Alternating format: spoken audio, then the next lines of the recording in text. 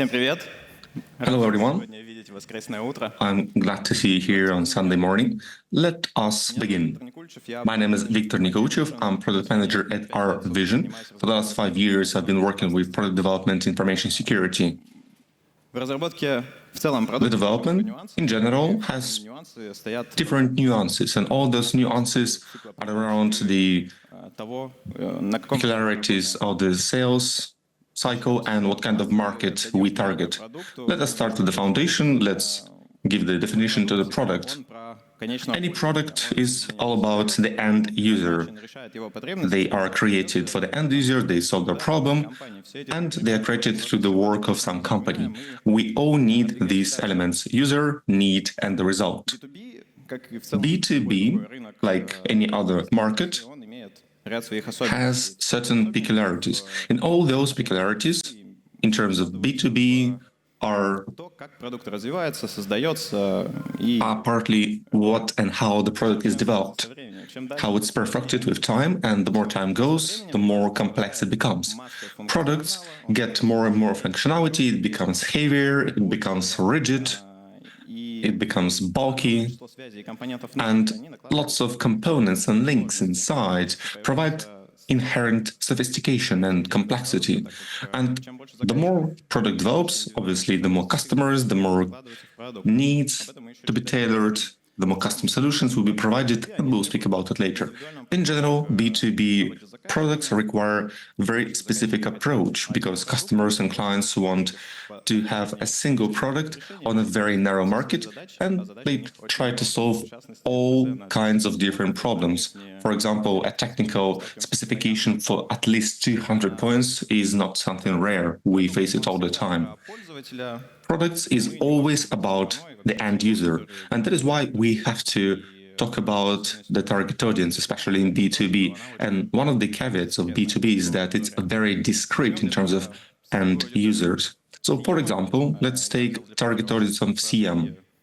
Here are some simple examples, just to see it as an example. So we have a circle.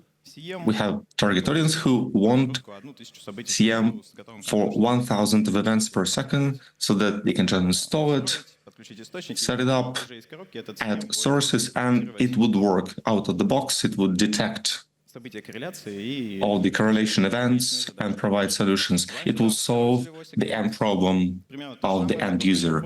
Now we can add the second target audience. For example, they want CI integration.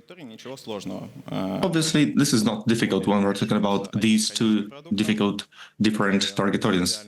Both of them can be, for both of them, you can use the single product, you can solve their main problems and pain points and bottlenecks, and we try to solve their problem. We want to streamline that work, we want to make their life easier, and obviously we don't have too many engineers and people don't want to waste too many time.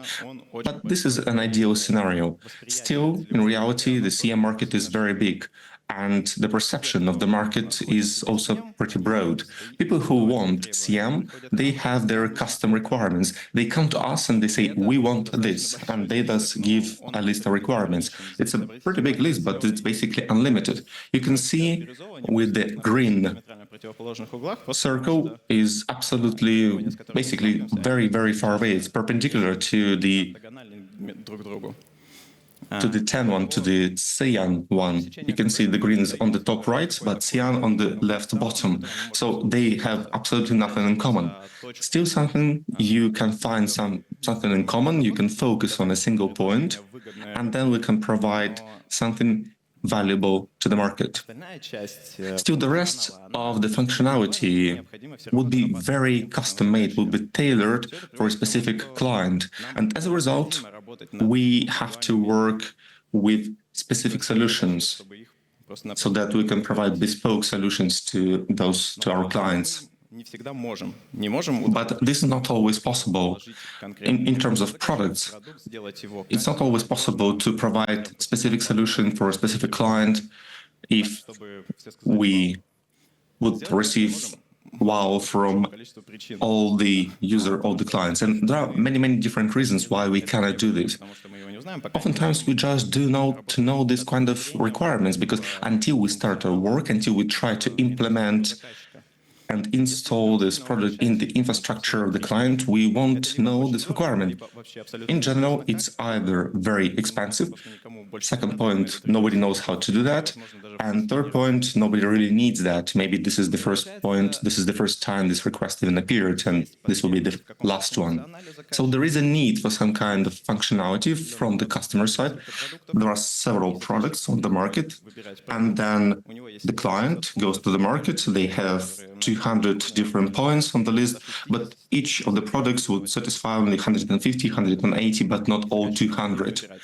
And the client would have to choose. And besides choosing a specific product, they need to implement, and they also need to satisfy all of their requirements. Go to the whole list. As a result, there is a very simple answer. When implementing a new product, they add new functionality, and basically it's something that works, but works very, very specifically. On the one hand, it's a solution.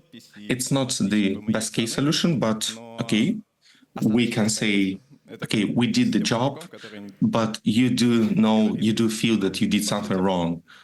Не то чтобы по вкусу вкусно, но по сути вкусно. Well, it's basically when you say, well, it's not really tasty, but I can see the taste, I can feel the taste. We kind of solve the problem, but we are not really satisfied with the solution. So this is what I'm talking about. And this kind of dissatisfaction is understandable, because when you are talking about these poor solutions, you can even hear this. When we are talking about this poor solutions, obviously you can see this negative connotation in them. But if the customer would have negative attitude towards the solution, obviously they would transfer this negative attitude towards the product. Does it mean that the product was bad? Maybe it was imperfect. Well, let us try and understand. Let's look at the simple example. It's a pink bicycle, great tool, just with pedals, a seat and a handle. You just buy and you ride it. But in fact, it's not that simple. In order to be comfortable and comfortably move around, you need different functionality to stay clean, without scratches, and maybe to see during the night so that nobody would get into an accident to the car. And there are a lot of different functionalities, and everybody fine-tunes it for their specific tasks and problems. And ideally, the perfect product would have lots of unnecessary functionality that makes it heavier. Basically, it's a ballast, it's a dead weight. Users like it, but still the solution is not perfect. Can we call this an ideal solution? Well, I wouldn't call this an ideal solution. IT market, information security market has the same exact picture. I was asking my colleagues, collected some statistics from our project team, and we do have some history of implementation of different products. And from 42 projects, I found out that 35 of them were imperfect solutions where we had to add a lot of different additional unnecessary, maybe, functionality in order to provide the implementation of all the requirements from the customer side. Obviously, there are some solutions where we did not have to add additional functionality, something additional, some kind of dead weight. But obviously, truth to be told, I would say that oftentimes it ends with the fact that the product would be just put on the shelf and nobody would use it. Unfortunately, this is sometimes the case. So now we can see here is an ideal product, ideally, from the start. Now they get to the customer side, they get some additional functionalities, get some dead weight, and this story happens all the time, every time, in different places. Can we create an ideal product so that it would not need an additional functionality and become a deadweight? I decided to look around and see how do you create an ideal, a perfect system, how can you describe it? And this is what I found.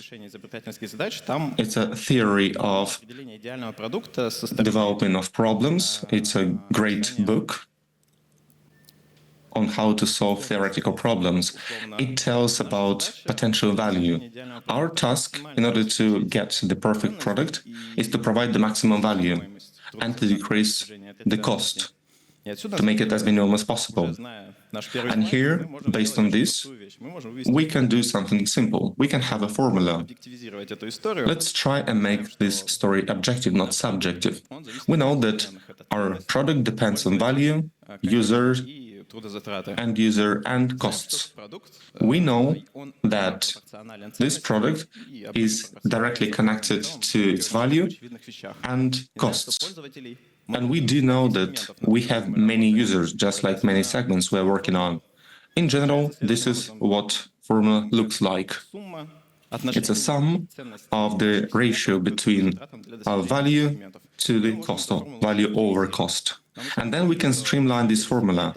But we do have to remind ourselves that we have more than 1, 2, or 5 segments, and they can compete between each other. And that means that we won't be able to satisfy all the users, and you have to remember this. That is why we have a simple coefficient which we have to take into account, and this will streamline our key formula. This will be coefficient K. We can segment our sample, which we'll be working on. This will decrease our end costs. And by doing so, we'll be able to segment and categorize users into different categories. We won't be doing products for each and every user because it's either very long or very expensive. When we understand this formula, if you know mathematics, we can have a graphical representation and find extremes. And extremes, this formula has a lot of extreme points. And each of them defines your market value proposition. We can take this unique value proposition, go to the customer and work with the customers who really want this kind of unique proposition, who will be really close to them. And thus we can find the niche which we can use and where we can work in. And we will have this intersection between different extreme points. So, for example, we have a product with optimal storage or maybe optimal space and the product that has good enough speed. So here we have to work with the customer. We need to find their needs and wants, what they have to do, and we focus on them, on their requirements. But still, we already have some unique value proposition, and we will use this and try to match their requirements. So going back to the bicycle, can we call this an ideal bicycle, an ideal product? If we remember our formula, then it actually matches this formula, because here's a key task, here's a key problem it tries to solve, and in any point with any additional functionality, the bicycle solves this problem. And it does not provide additional costs for other users. Nobody needs, not everyone needs a step, not everybody needs lights, because you just need a lock when you are going around the city, or maybe you need a sack for your tools. Here's why a bicycle is a great example of what a product could and should look like in terms of perfection. But we also have this dead weight with additional functionality. Usually this is what end users want. They understand that they lack something in this perfect or so-called perfect product. And because they lack this functionality, they try to add this functionality. And once they do this, they are satisfied. They solve this problem for the money, for the costs they wanted to solve this problem for. So, as a conclusion, it's very hard for me to call this dead weight with additional functionality something negative, because they actually help us become happier. We become better, and this additional functionality strikes us right into our hearts. And this is all I wanted to say. Please vote for my presentation, and I'm ready to answer your questions. Thank you, Victor.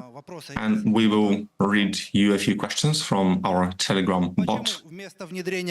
Why, instead of implementing this dead weight with functionality, you want to create a single nucleus? And maybe you can create additional products, because many do this. You have core functionality and then you have additional functionality. Okay, that's a good question. But the costs of these kind of solutions is very determined, and not always the need for customization of specific functionality is clear when you start creating a product. If, for example, we have a group, a target audience, and then we segmented their needs into different categories, and we understand that they're revolving around a single functionality, then we understand that it's better, it's profitable for us to create a product that would target all those individual requirements in that area, and then we'll be able to find our unique value proposition. This will be the answer. But in other cases, when we create a product like bicycle that basically solves a specific problem to go from point A to point B, a bicycle allows you to do so, and it's great. But should you add additional functionality, should you add some dead weight to have a very specific light, highlight, low light, beam light? Probably you don't have to do that. It is good enough without it. Okay, thank you. Next question. What if when you're trying to get the perfect solution, you add a lot of different functionality that become dead weight, and we infinitely increase the product cycle? Basically, people wait for the perfect product, but we cannot get it into the market because we try to add functionality and we never release it.